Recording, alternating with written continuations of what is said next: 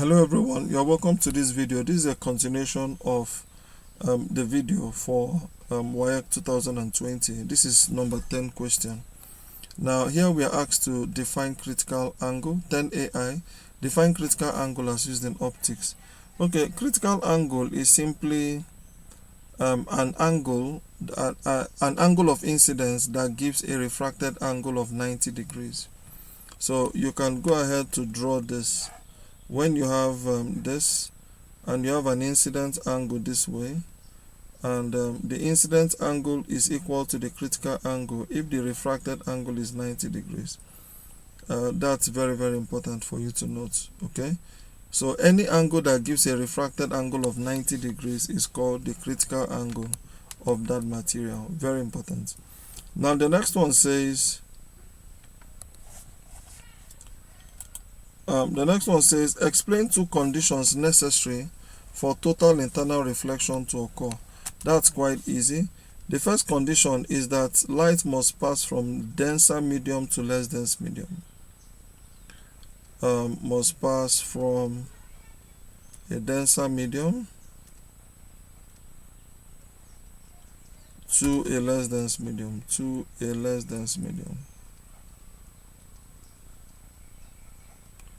Okay, then the second condition is that the angle of incidence must be greater than the critical angle.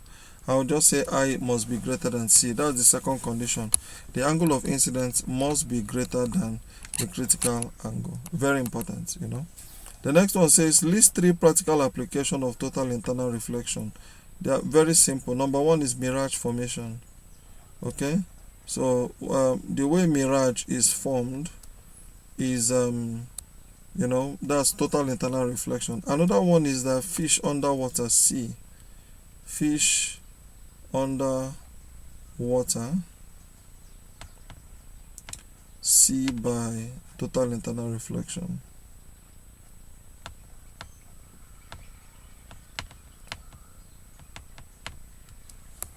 That's very, very, very, very, very important. Okay, so C underwater, C is by total internal reflection. Don't forget that. Okay, and there are many other things that uses it. Another one can be prism binoculars. Prism binoculars, right? Prism binoculars uses total internal reflection.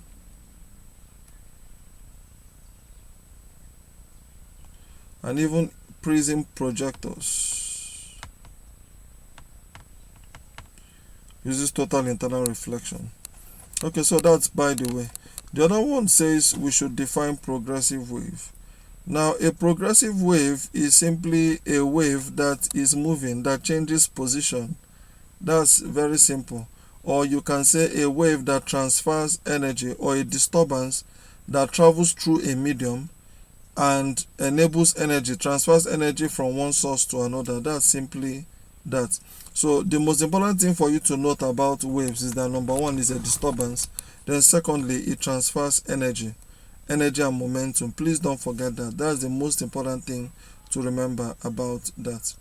Now the next question here says a plane progressive wave is represented by the equation y equal to 0.5 sine 1000 pi t minus 100 pi over 17. Calculate the frequency of the wave, the wavelength of the wave, and the speed of the wave. Okay, that's very easy. Now you have y to be equal to 0.5, then sine, here is 1000 pi t, then we have minus 100 pi all over 17. Now in this case here, this equation, the real equation of motion actually looks like this: y equal to a sine, this will now be omega t,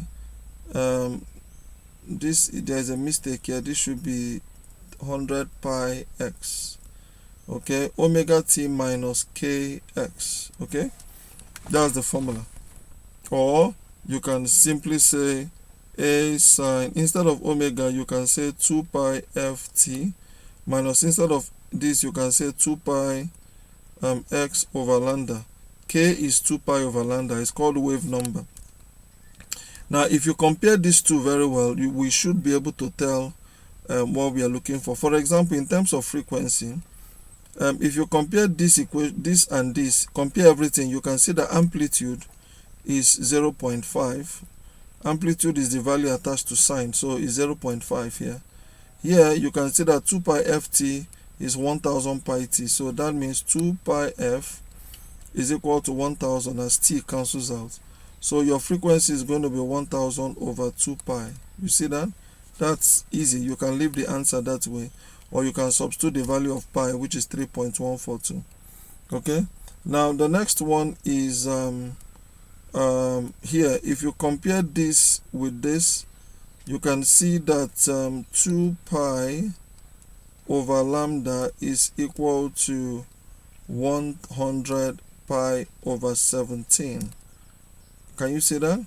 So from this we can find what it means, what that is.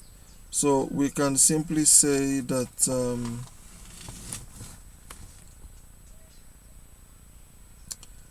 okay, I think I'm trying to see.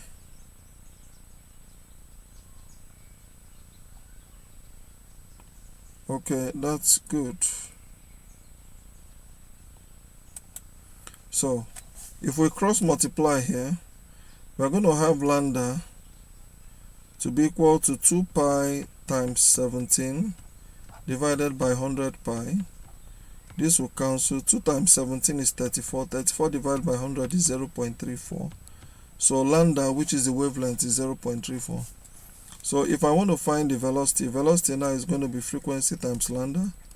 The frequency is 100 over 1000 over 2 pi hertz. Then times lambda is 0.34. So if you like, we can just substitute the value for 2 pi, which is 2 times 3.142, then of course times 0.34, and that will give us the answer that we want.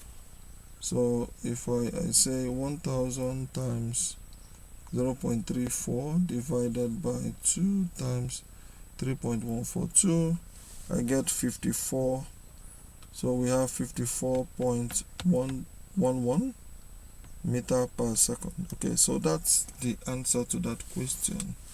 Okay, so thank you very much. See you in my next video for number 11.